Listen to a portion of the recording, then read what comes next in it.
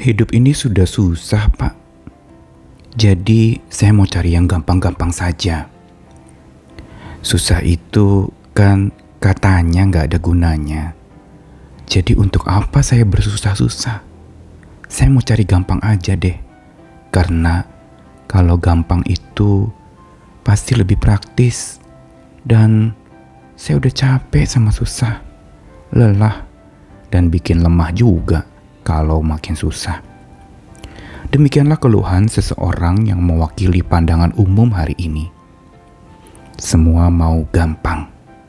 Memang dalam batas-batas yang wajar, keinginan untuk segalanya serba mudah itu sangat diidam-idamkan. Apalagi dengan segala kemudahan-kemudahan yang tersedia, itu pasti jadi pilihan utama. Selagi bisa mudah atau gampang, kenapa cari yang susah atau sulit? Memang beginilah apa yang sedang terjadi hari-hari ini. Kita mau gampang. Namun dalam batas yang wajar oke, tetapi bila ekstrim atau berlebihan, sikap mau gampang itu bisa membuat menyimpang. Apa artinya kita mau gampang tapi menyimpang dari iman, keyakinan, hati nurani, dan kebenaran? Karena itu kita perlu belajar untuk supaya tetap berada di jalan yang benar, sekalipun itu susah adanya. Saya Nicholas Kurniawan menemani di dalam Sabda Tuhan yang akan menyapa kita lagi hari ini dari Efesus pasal 1 ayat 3 sampai ayat yang ke-6.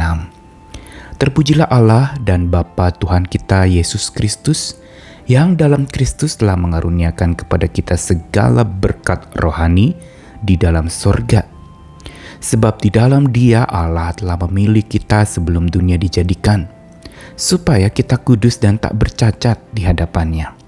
Dalam kasih, Ia telah menentukan kita dari semula oleh Yesus Kristus untuk menjadi anak-anak-Nya, sesuai dengan kerelaan kehendak-Nya, supaya terpujilah kasih karunia-Nya yang mulia, yang dikaruniakannya kepada kita di dalam Dia yang dikasihi-Nya. Kata-kata pembuka dari surat Paulus kepada jemaat di Efesus pasal yang pertama ini merupakan sebuah pengagungan atau pujian kepada Tuhan.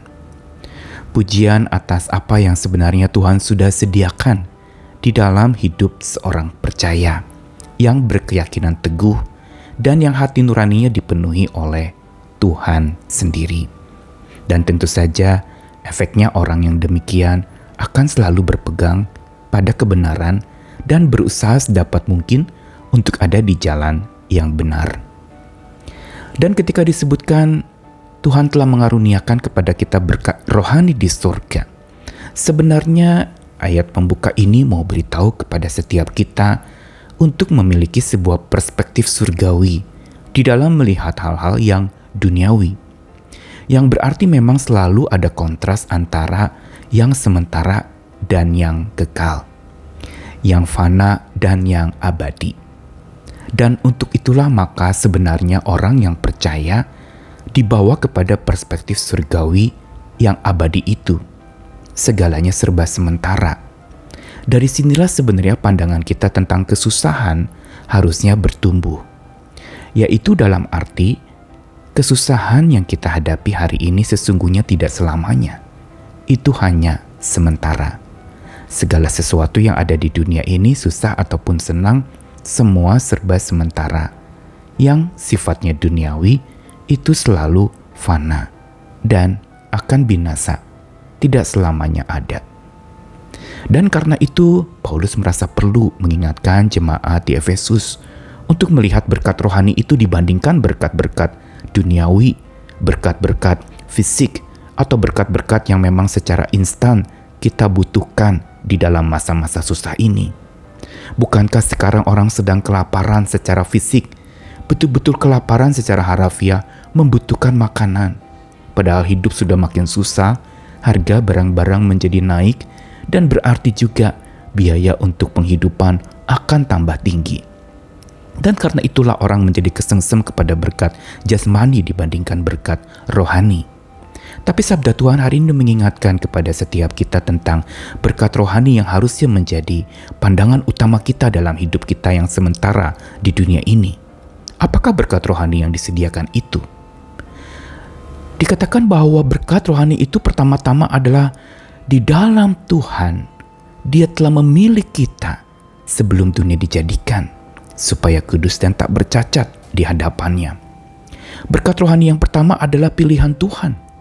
Panggilan Tuhan untuk supaya kita menjadi pribadi-pribadi yang kudus, yang suci di hadapan Tuhan. Ini jauh lebih penting daripada segala sesuatu yang ada di dunia ini.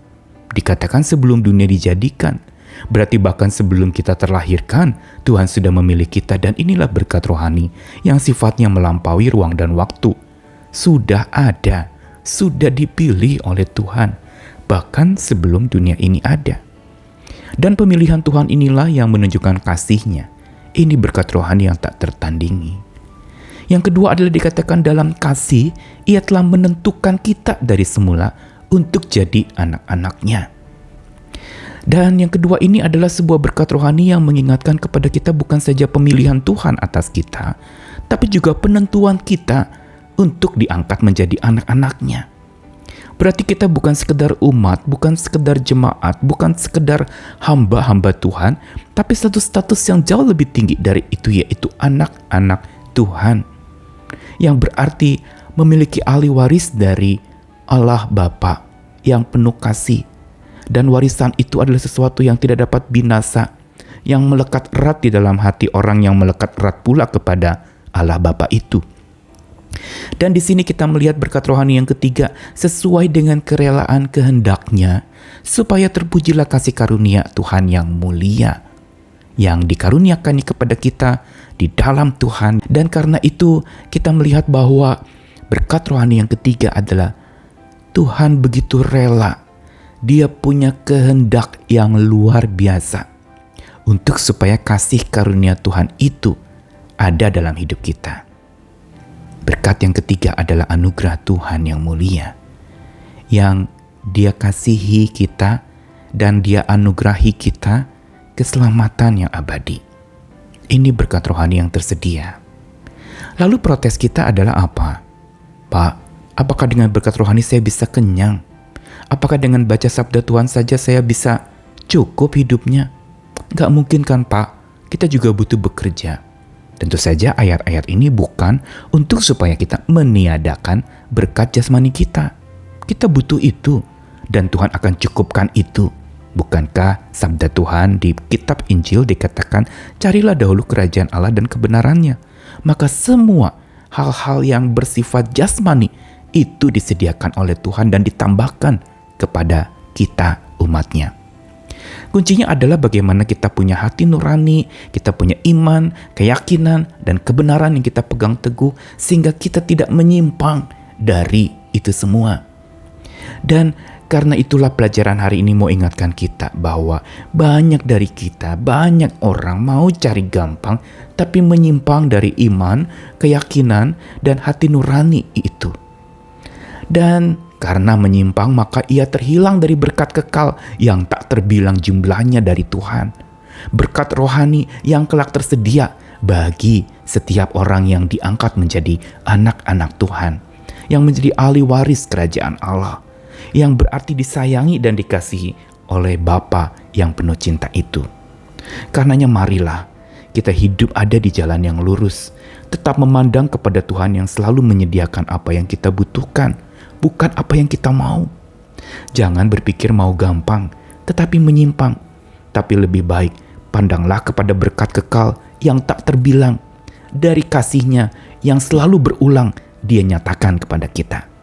Mari hidup lagi bersandarkan kepada iman kita, bersandarkan kepada pengharapan kita, bersandarkan kepada kasih kita kepada Tuhan. Selamat bersandar senantiasa kepadanya. Amin.